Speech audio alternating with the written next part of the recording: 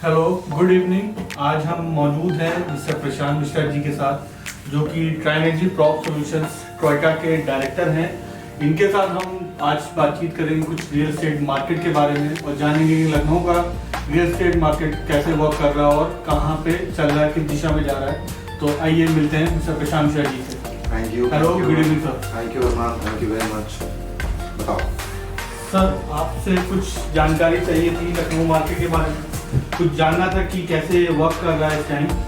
थोड़ा सा real estate Indian economy में, यानी कि हमारा पहला क्वेश्चन आपसे ये रहेगा कि रियल एस्टेट का इम्पैक्ट आप कैसे देखते हैं कि इंडियन इकोनॉमी में वो किस तरीके से इम्पैक्ट कर रहा है, खासकर आफ्टर कोविड के बाद। अच्छा क्वेश्चन है। और अरमान, इस पे देखो, आप अगर हम मार्केट को देखते आ रहे हैं, 2020 में पैंडेमिक आया और उसके बाद आप देखिए तो 2021 में उसको रिपीट किया डेल्टा वेरिएंट में। 2020 में काफ़ी फॉल देखने को मिला था हमको, तकरीबन 54% के आसपास में। कुछ रिसर्च रिपोर्ट यहाँ तक भी कहती है कि 107% ईयर ऑन ईयर के बेसिस पे हम फॉल पे चले गए थे। रियल एस्टेट जीडीपी में बहुत पार्टिसिपेट करता है, नो डाउट। अभी बहुत इतनी ज़्यादा रेगुलेटरीज अब आ गई हैं कि इसको इंडस्ट्री का दर्जा अब दे देना चाहिए, लेकिन ये गवर्नमेंट का मामला है, इस पर बहुत कुछ तो नहीं बोलूँगा। लेकिन रियल एस्टेट का इम्पैक्ट जीडीपी में अच्छा खासा है। अगर हम जीडीपी की 2020 की बात करें तो हम कुछ 8.7 के आसपास में जीडीपी पे ग्रो कर रहे हैं। और इसी पे अगर हम इन्फ्लेशन की बात करें तो हम 6.7% के आसपास में इन्फ्लेशन पे हैं। सेम ऐसा अगर रियल एस्टेट की हम बात करते हैं तो ओवरऑल इम्पैक्ट इसमें जीडीपी में बहुत स्ट्रॉन्ग पार्टिसिपेशन आज की डेट में है। एग्रीकल्चर के बाद मुझे लगता है कि सबसे बड़ा अगर कोई पार्टिसिपेट कर रहा है रियल एस्टेट इकोनॉमी में तो वो तकरीबन 36% के आसपास में हम पार्टिसिपेट कर रहे हैं, रियल एस्टेट पार्टिसिपेट कर रहे हैं इंडियन इकोनॉमी में। यानी कि आप मानते हैं कि रियल एस्टेट का इम्पैक्ट इंडियन इकोनॉमी में बहुत ही ज़्यादा है, और इस पे यानी कि सही से वर्क करना बहुत ज़्यादा ज़रूरी है। मेरे ख्याल से मैंने कहा ना कि ये गवर्नमेंट का मामला है और इसमें रियल एस्टेट को अब तो इंडस्ट्री का दर्जा देना चाहिए। गवर्नमेंट का उसमें इंटरफियर नहीं करूँगा, लेकिन मुझे लगता है कि आप हॉस्पिटैलिटी सेक्टर देख लो, वेयर हाउसेस देख लो, लैंड ही देख लो, आप एक्विजिशन की अगर आप कोई भी एक्विजिशन की बात करते हैं तो सारा कुछ रियल एस्टेट से रिलेटेड है। जैसे आपने बात किया, कुछ इम्प्लीकेशंस आ गए हैं, कुछ लॉ आ गए हैं रियल एस्टेट में, तो रेरा का इम्प्लीकेशंस आप कैसे देखते हैं as a buyer, as a builder, और क्या ट्रांसपेरेंसी लेके आया है रेरा रियल एस्टेट ट्रांजैक्शन में, और क्या कॉन्फिडेंस दिया है उसने आजकल के बायर्स को जो पहले के मार्केट से डिफर करता है। आज से 8-10 साल पहले जो रियल एस्टेट का मार्केट था उससे ज़्यादा उसको यानी कि स्ट्रेट करता है, बहुत ट्रांसपेरेंट करता है। क्या देखते हैं रेरा का इम्प्लीकेशंस आप? रेरा गवर्नमेंट जब लेकर के आया, रेगुलेटरी है अपने आप में एक, ये जिस तरीके से IRDA रेगुलेट करता है इंश्योरेंस और प्रॉपर करता है आज की डेट में। और इंश्योरेंस जब भी पहले एक उस तरीके से हम इंश्योरेंस को देखा करते थे कि कोई बहुत ही ज़रूरी चीज़ नहीं है, लेकिन जब से IRDA आया है, आप देखिए तो insurance is the most important thing in the for the Indian things, right. और काफ़ी पार्टिसिपेशन है उनका। रेगुलेटरी अथॉरिटी जब रियल एस्टेट में आई है, बिल्डर को काफ़ी ज़्यादा रिस्ट्रिक्ट किया है इसने डिलीवरी पॉइंट ऑफ व्यू से, क्योंकि बहुत ज़्यादा कंसर्न था इंडियन कस्टमर्स का और क्लाइंट का कि पोजीशन मिलेगा कि नहीं, हमको डिलीवरी मिलेगी कि नहीं। और ऐसा काफ़ी कुछ देखने को NCR के उसमें मिला था। आज का अगर आप इम्प्लीकेशन देखते हैं तो आफ्टर रेरा आपने काफ़ी कुछ देखा होगा। नोएडा में भी जो सुनने में आया था कि काफ़ी जो इलीगल अथॉरिटीज़ थी, पोजीशन टाइम पे हो गया, क्लाइंट को पोजीशन मिलने लग गया, राइट टाइम आपका पेमेंट्स जो हैं क्लाइंट के वो बहुत ही गलत तरीके से मांग लिए जाते थे। आज वो पेमेंट जो है प्रॉपर तरीके से कंस्ट्रक्शन लिंक पेमेंट प्लान हो गया। RBI ने काफ़ी कुछ रेगुलेट किया इसमें। कई तरीके के सबवेंशन प्लान शुरू में चलते थे कि you can pay 10% and 90% at the time of position. Now RERA is like restricted all the things, right. So RERA का implication for the customer point of view as well as जो actual builder है उनके लिए काफ़ी अच्छा है कि अगर वो बना करके देना चाहते हैं और क्लाइंट से वही पैसा लेना चाहते हैं जो वो पर्टिकुलर प्रॉपर्टी में यूज़ कर रहे हैं, तो आज इसकी वजह से सेंटिमेंट्स काफी ज्यादा सुधरा है, क्योंकि इंडियन, अगर आप लिटरेसी रेट देख रहे हैं इंडिया का, तो भी हम तकरीबन 84% के आसपास में हैं। तो इसका मतलब है कि रेरा बहुत लोगों को पता है आज की डेट में। तो जब किसी चीज का भी रेगुलेटरी आता है उसका पॉजिटिव इम्पैक्ट ही पड़ता है, तो मैं तो काफी पॉजिटिव देखता हूँ। यानी कि आपके हिसाब से रेरा के इम्प्लीकेशन से और बेहतर होगा मार्केट और ग्रो करेगा मार्केट एज यानी कि होल पूरे इंडिया में। 100%। अगर हम अब लखनऊ के मार्केट पे आए तो कैसा देखते हैं आप लखनऊ में रियल एस्टेट का मार्केट किस तरीके से जा रहा है, किस दिशा में जा रहा है, आगे बढ़ रहा है, क्या चीजें हैं बेहतर इसमें लखनऊ के मार्केट में? लखनऊ की मार्केट नहीं, अगर मैं इंडियन मार्केट की बात करूं तो आज की डेट में लखनऊ प्रॉपर पार्टिसिपेट कर रहा है इंडियन रियल एस्टेट ग्रोथ में। लास्ट ईयर, अगर मैं ईयर की बात करूं तो आफ्टर पैंडेमिक बहुत लोगों की जॉब चली गई थी, बहुत लोग जो है बैंक से घर से बहुत बड़ा फॉल देखने को मिला था। वर्क फ्रॉम होम का एक कल्चर आ गया था, लगता था कि कोई मॉल में अब नहीं जाएगा, रेस्टोरेंट में एक दूसरे के बगल में हम नहीं बैठेंगे, नहीं खाएंगे, और उसकी वजह से काफी फॉल देखने को मिला। लेकिन जितनी तरीके की इम्प्लीकेशंस आई, जितनी तरीके से बिल्डरों ने जितना अच्छा रिस्पॉन्ड किया इधर बीच, और 2000 खासतौर से 22 के बाद में जो सप्लाई चेन है, एक बॉटलनेक जो आ गया था, बॉटलनेक, उसको क्लियर किया है बिल्डर ने भी। और बिल्डर सप्लाई में जिस तरीके से सप्लाई है आज की डेट में, डिमांड उस तरीके से बहुत ज़्यादा है मार्केट में। तो मुझे लगता है कि आने वाला टाइम और 2022 बहुत ही स्ट्रॉन्ग कंट्रीब्यूट करेगा।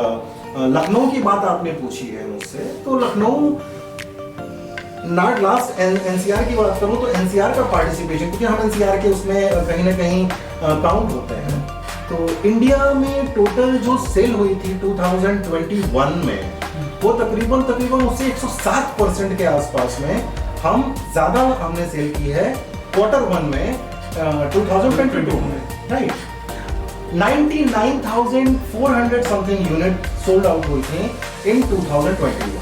आप उसी क्वार्टर 1 को एनालिसिस करिए इस बार से, तो हमने 1,58,367 यूनिट्स टोटल सेल की हैं इंडिया में ओवरऑल, राइट, जिसमें से एनसीआर का पार्टिसिपेशन, क्योंकि मेनली कौन पार्टिसिपेट कर रहा है, बैंगलोर, ये जो आपका मेट्रोपॉलिटन रीजन मुंबई का है, खासतौर से पुणे नंबर 1 प्ले कर रहा था, राइट। सो एनसीआर का पार्टिसिपेशन काफी बढ़ा है गुड़गांव और नोएडा की वजह से, और लखनऊ की तरफ काफी लोग मूव किए हैं, क्योंकि टायर 2 में अगर मैं बात करूं तो नंबर 1 चल रहा है आपका लखनऊ टायर 2 सिटीज में। जैसे आपने बताया कि लखनऊ में रियल एस्टेट काफी ग्रो कर रहा है, काफी कुछ चल रहा है, इसके कुछ रीजंस जैसे कि क्या बेहतर डेवलपमेंट चल रहा है, क्या नई प्लानिंग लखनऊ में चल रही है, क्या गवर्नमेंट के डेवलपमेंट्स हैं इस टाइम लखनऊ में जो लोगों को पता रहे कि हाँ, जिसकी वजह से आने वाले टाइम में, आने वाले 1-2 साल में और अच्छा लखनऊ का मार्केट होने जा रहा है, उसके क्या डेवलपमेंट्स हैं, क्या किसी भी इंफ्रास्ट्रक्चर को डेवलप होने में थोड़ा टाइम लगता है अमान। सो जहाँ तक मुझे लगता है और आपको भी लगता होगा कि नोएडा की मार्केट से अगर हम कंपैरिजन करें, क्योंकि वो दिल्ली एनसीआर में है, उनका इंफ्रास्ट्रक्चर देखिए, फ्लाईओवर्स हो गया या आपके मॉल्स हो गए या वर्ल्ड क्लास लेवल के mall, right, world class level के इंस्टीट्यूट्स, वर्ल्ड क्लास लेवल के आपकी job offers, job openings, right, वो आज की डेट में लखनऊ में है, गवर्नमेंट दे रही है। वही उसी तरीके के फ्लाईओवर्स आप देख रहे हैं कि लखनऊ में कितनी स्ट्रॉन्ग डेवलपमेंट्स हो रही हैं और गवर्नमेंट ने किया हुआ है, चाहे वो आप एससीएल की बात ले लीजिए या बाहर के इन्वेस्टर्स समिट हुई थी अभी हमारे यहाँ इन 2019 में, राइट। सो इन्वेस्टर समिट में तकरीबन लाखों करोड़ रुपए का बजट आया था हमारे पास में, और वो नो डाउट अच्छे तरीके से इम्प्लीमेंट हो रहा है, that is thanks to the government, कि वो प्रॉपर तरीके से इंफ्रास्ट्रक्चर में आप फ्लाईओवर्स देख लीजिए, आप एक्सप्रेसवे देख लीजिए, स्ट्रॉन्ग कनेक्टिविटी देख लीजिए, वर्ल्ड क्लास के मॉल्स देख लीजिए, मार्केट देख लीजिए, तो आज लखनऊ में है वो चीजें, और यही चीज चाहिए थी।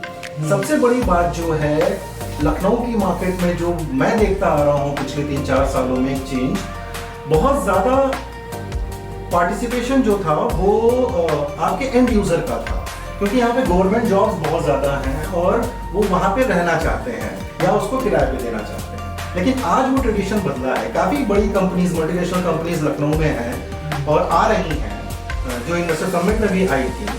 बहुत, आज आप लुलु मॉल का एक एग्जांपल ले लीजिए, कितने लोगों को जॉब दिया बाहर से बुला करके।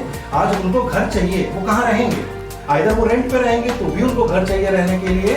और मैं एक एग्जांपल दे रहा हूँ, उसी तरीके से मार्केट हो गया, इंफ्रास्ट्रक्चर हो गया। L&T अगर आ रहा है यहाँ पे बनाने के लिए तो L&T एम्प्लॉइज भी रखेगा, इनको एम्प्लॉइज चाहिए होंगे जो परमानेंट यहाँ पे बैठेंगे।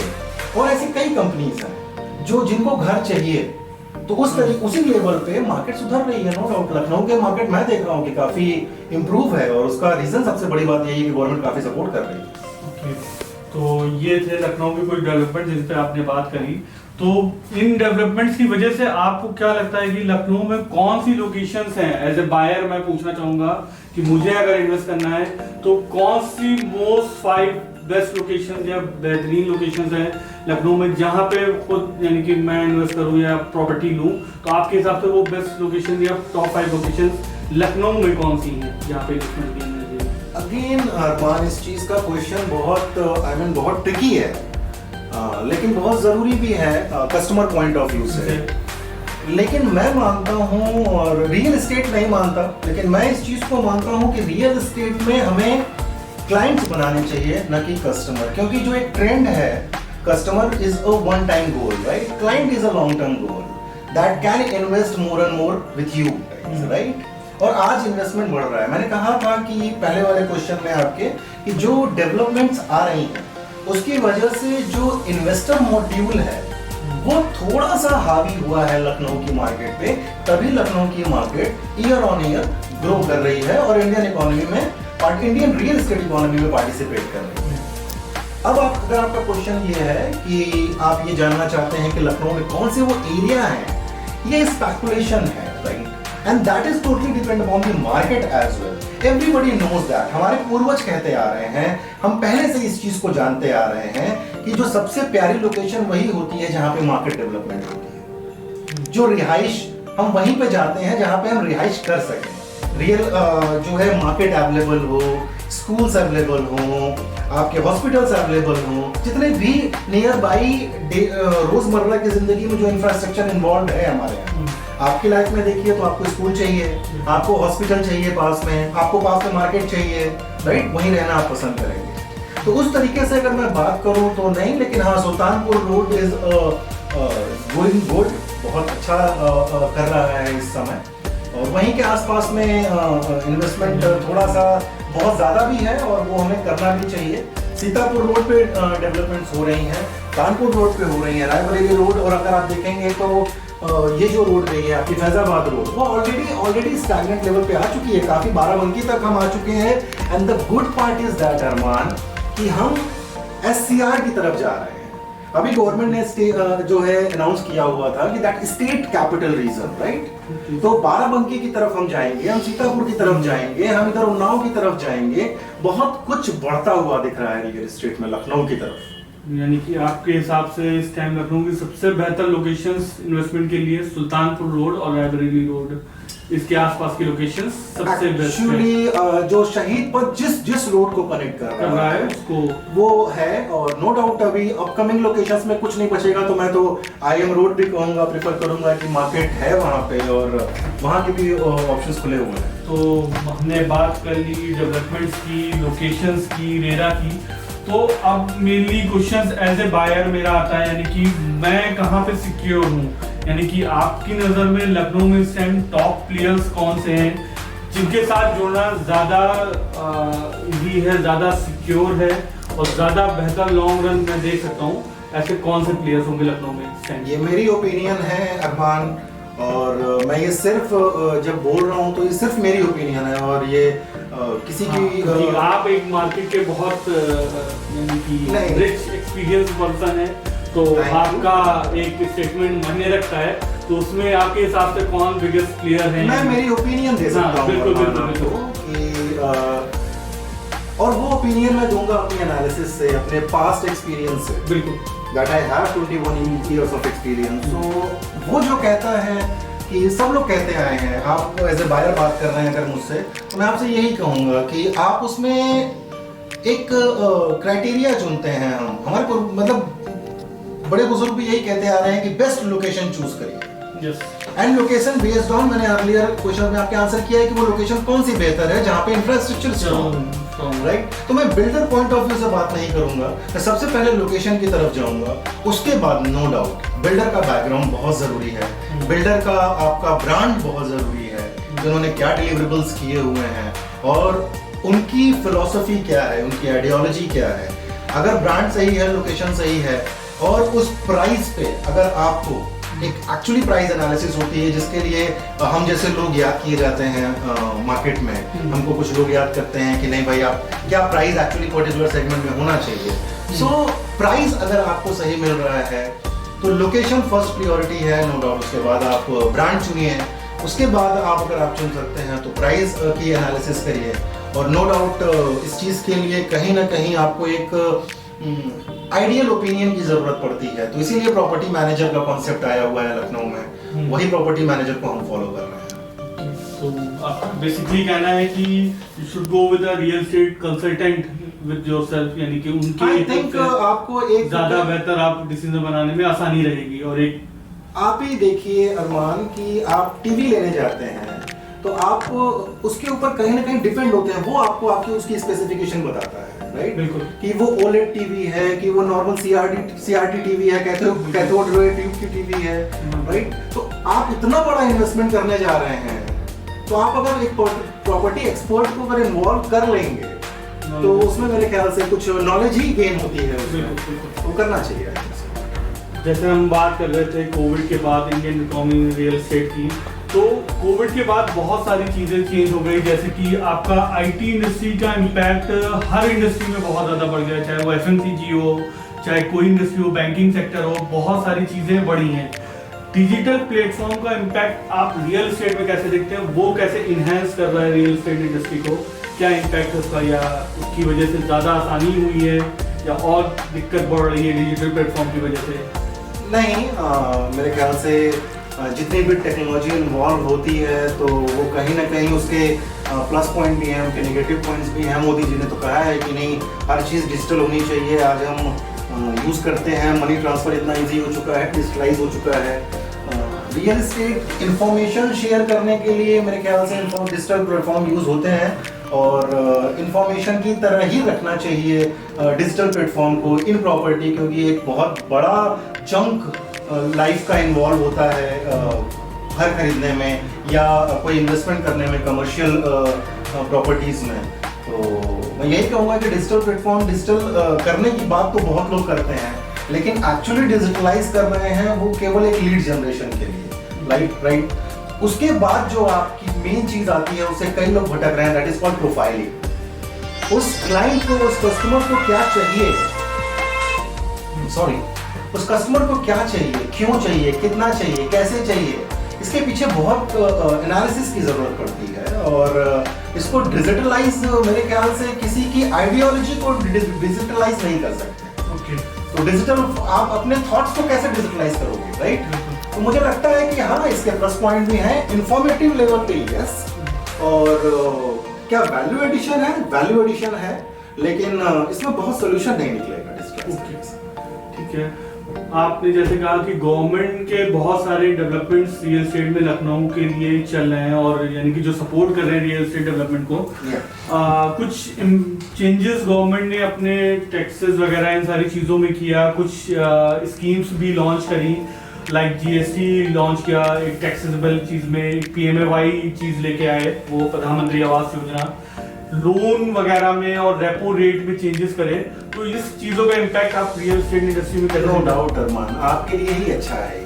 अगर आप आज इंटरेस्ट रेट की बात करें, पुणे में जो बात है Q1 की, पुणे ने बहुत अच्छा पार्टिसिपेट किया था, तकरीबन कुछ 38,000 यूनिट के साथ में, and that is just because Maharashtra RERA ने और महाराष्ट्र गवर्नमेंट ने बहुत कम रजिस्ट्री के पॉइंट कर दिए थे, बहुत कम रजिस्ट्री के कमीशन कर दिए थे। आप आज की डेट में देखिए तो कमीशंस बहुत, आप प्रॉपर्टी लेने जाते हैं तो काफ़ी रेट ऑफ इंटरेस्ट पे बहुत फर्क पड़ता है लोगों को। PMAY आपका प्रधानमंत्री आवास योजना आया हुआ था, उसकी वजह से कितने लोगों को घर मिला, उस घर को बनाने के लिए कितनी जॉब एम्प्लॉयमेंट हुई, बिल्डरों ने कितना अच्छा काम किया, आप देख सकते हैं इस चीज़ को। सो नहीं, गवर्नमेंट एप्लीकेशन बहुत इंपॉर्टेंट है और गवर्नमेंट इस चीज़ पे काम कर रही है, पर शायद यही बूस्ट करने का एक तरीका था रियल एस्टेट को, जो गवर्नमेंट ने किया है पूरी तरीके से, चाहे वो PMI योजना ला करके, चाहे वो इंटरेस्ट रेट नीचे ले करके आकर के, रजिस्ट्री पॉइंट ऑफ व्यू पे बात कर करके। सो आज रजिस्ट्री अगर आप देखिए तो सारी तहसील में अलग अलग होती हैं। अब बात चल रही है कि एक ही तहसील में जा करके आप कहीं की भी रजिस्ट्री करा सकते हैं, राइट। सो जो गवर्नमेंट है वो अपना काम कर रही है और शायद इसी की वजह से जो 107% की ग्रोथ आई है year on year resale sale value में, तो यही इम्पैक्ट है। यानी कि आप गवर्नमेंट का इम्पैक्ट बहुत पॉजिटिव देख रहे हैं इन सारी चीज़ों में। बहुत। अब हमने काफ़ी कुछ बात कर लिया रियल एस्टेट के बारे में, रियल एस्टेट कैसा है, मार्केट कैसा है, लखनऊ में कैसा है, कहाँ पे डेवलपमेंट चल रहा है, क्या गवर्नमेंट की स्कीम से चल रहा है। अब मेरा एक ऐसा लास्ट क्वेश्चन है आपसे कि जैसे हमें इन्वेस्टमेंट करना है, एसेट्स में इन्वेस्टमेंट करना है, तो आपको क्यों लगता है कि we should choose real estate rather than mutual fund, gold या किसी और भी तरीके के एसेट्स में इन्वेस्टमेंट करने से ज़्यादा बेहतर रियल एस्टेट इन्वेस्टमेंट क्यों है? सेफ है और मैंने पहले भी कहा हुआ है कि every asset is a good asset, right, but take asset is a long term. आप अपने एसेट को लॉन्ग टर्म लेके चलते हैं, either on the gold side और द म्यूचुअल फंड और the any other asset sides, right. Real estate economy, real estate asset size बहुत बड़ा है, राइट, एक बहुत बड़ा बल्क अमाउंट इन्वॉल्व होता है। So go with the time, go with the term, long term is always a good thing, right. Definitely अपने pocket को आप डिफरेंट पॉकेट में आप अपने पैसे को रखिए, कि अगर एक पॉकेट कट भी जाती है तो बट रियल एस्टेट तो जरूर एक पोर्टफोलियो में बहुत मैटर करता है आपके, और इन्वेस्टमेंट जरूर रियल एस्टेट में होनी चाहिए क्योंकि एक ह्यूज अमाउंट इन्वॉल्व होता है और लॉन्ग टर्म के लिए आप जाते हैं, नो डाउट। और अगर आप इस चीज को देखेंगे तो पॉपुलेशन कम होने वाली नहीं है, राइट। लोगों को घर चाहिए ही चाहिए, लोगों को अगर घर लेंगे तब उसके बाद कुछ और चीज बीच में आती है। सबसे पहली प्रायोरिटी मेरे ख्याल से लोगों की आज की डेट में, या पहले भी है, कि मैं एक घर ले लूं। पहले नहीं था, आज इनकम लेवल इतना ज्यादा बढ़ गया है लोगों का कि बहुत ज्यादा यूथ इन्वॉल्व हो रहा है to buy a property, to invest in a property. और आज यूथ इसीलिए इन्वॉल्व हो रहा है क्योंकि इनकम लेवल बहुत ज्यादा बढ़ा हुआ है, उनका लाइफ स्टाइल अपग्रेड हो चुकी है। आज आप देखिए तो लाइफ स्टाइल कितनी अपग्रेड है, just because of income level वो हाई है, राइट। फादर को हमारे कुछ 2000 रुपए मिला करते थे सैलरी, आज 2000 रुपए सैलरी तो किसी की नहीं होती मेरे ख्याल से, right. So that is the reason. और मेरे ख्याल से कंपैरेटिवली अगर आप प्राइजेस की बात करेंगे तो प्रॉपर्टी बहुत डाउन साइड पे है आज के डेट में। उसका इम्पैक्ट है, पैंडेमिक गया हुआ है, काफी कुछ पीछे बीता हुआ है हमारे साथ। तो बिल्डरों को भी जरूरत है पैसे की, बैंक को जरूरत है, मनी रोटेशन की बहुत ज्यादा जरूरत है। मनी रोटेट होगा तभी वो मार्केट में जाएगा तभी जाकर के हमारी जीडीपी ग्रो करेगी। पैसा कहीं स्टक नहीं होगा और आज गवर्नमेंट ऐसा कर रही है। बिल्कुल। तो बहुत बहुत शुक्रिया प्रशांत जी, आपने बहुत कुछ नॉलेज अपनी शेयर करी हमारे साथ और एक अच्छा एक डिस्कशन हुआ है रियल एस्टेट के बारे में लेके, लखनऊ के बारे में लेके, उसकी इंडस्ट्री को लेके। तो very thank you Arman, thank you ये पूछने के लिए और लोगों को अवेयर करने के लिए। बस यही कहूँगा कि रियल एस्टेट आपने पोर्टफोलियो में ज़रूर इन्वॉल्व करिए और मार्केट इज़ डूइंग गुड। अगर बहुत सडनली कुछ और नहीं होता है और ऐसा कुछ नहीं होगा, और लखनऊ के बिल्डर जितने भी हैं, अगर आप देखेंगे जितने भी बिल्डर्स हैं हमारे यहाँ पे, वो बहुत ही अच्छा काम कर रहे हैं। मैं किसी एक का नाम नहीं लूँगा, सारे लोग, जितने लोग भी लखनऊ में बहुत, और क्योंकि रेरा इम्प्लीकेशन भी है मार्केट में, तो you can go for the things and right now market is good, you can go and by the property. Thank you very much. Thank you.